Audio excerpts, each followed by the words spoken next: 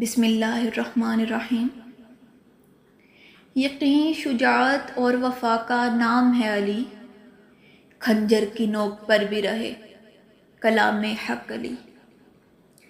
6 ہجری میں رسول کریم صلی اللہ علیہ وآلہ وسلم نے عمرے کے قصد سے 1400 جان نثاروں کے ساتھ جب مکہ کا رخ کیا اور کفار نے حدیبیہ سے آگے نہ بڑھنے دیا، وہ کسی قیمت پر بھی مکہ میں داخلے پر راضی نہ ہوئے تو کفار کے نمائندہ سہیل بن عمرو اور سرور کائنات صلی اللہ علیہ وآلہ وسلم کے درمیان ایک تاریخی معاہدے کے شرائط طے پائے۔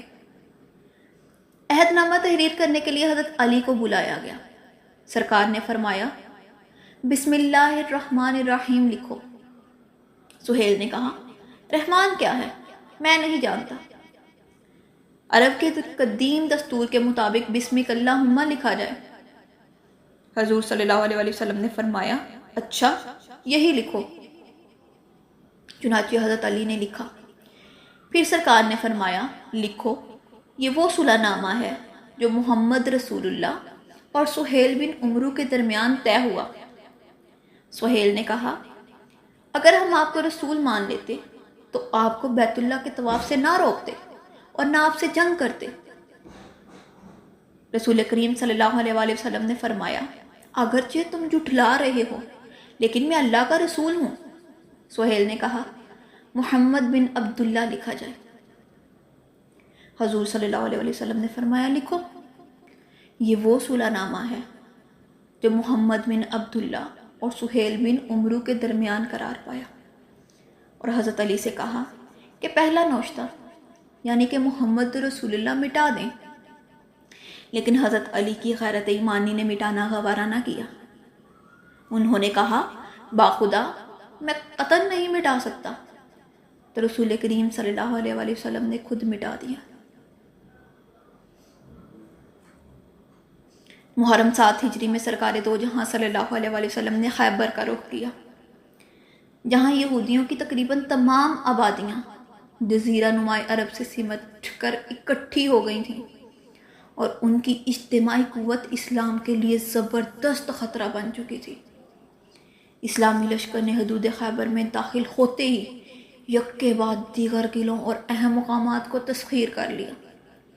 آخر میں خموس کا قلعہ رہ گیا، جہاں یہودیوں کی فوجی قوت یکجا تھی۔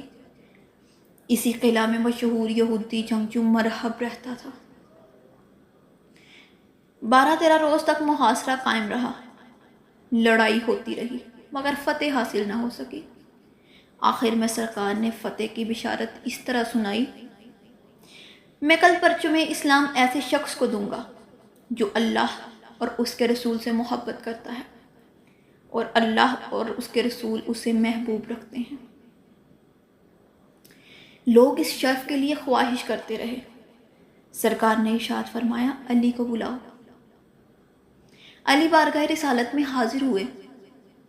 وہ آشوب چشم کی وجہ سے اب تک خیبر کے معرکوں میں شریک نہ ہو سکے تھے۔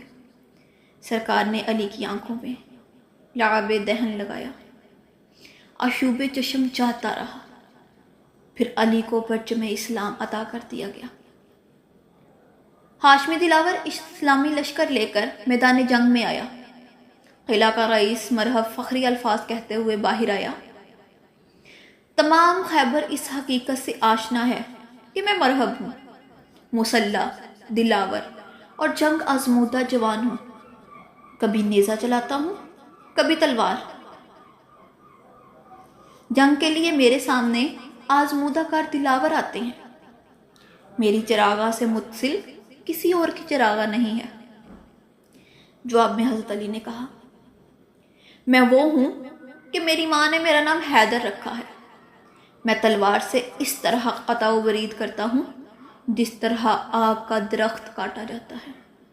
میں نہایت تندخو بہادر اور پھاڑ کھانے والا شیر ہوں۔ حضرت علی مقابلے کے لیے آگے بڑھے، دونوں نے ایک دوسرے پر وار کیے۔ حضرت علی رضی اللہ تعالیٰ عنہ کے وار نے مرحب کی خود اور سر کو کاٹ کر اسے زمین پر ڈھیر کر دیا۔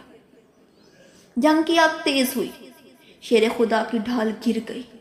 انہوں نے بڑھ کر قلعے کے دروازے کو اکھاڑ لیا اور اس سے ڈھال کا کام لینے لگے، اور شجاعت و بہادری کے جوہر دکھاتے رہے، یہاں تک کہ آپ نے قلعے کو فتح کر لیا۔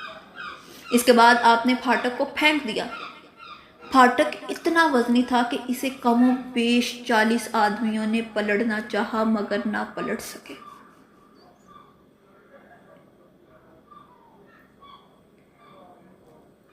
یہ ہے حضرت علی رضی اللہ تعالیٰ عنہ کا جذبہ ایمانی اور خدا تعالیٰ پر کامل یقین۔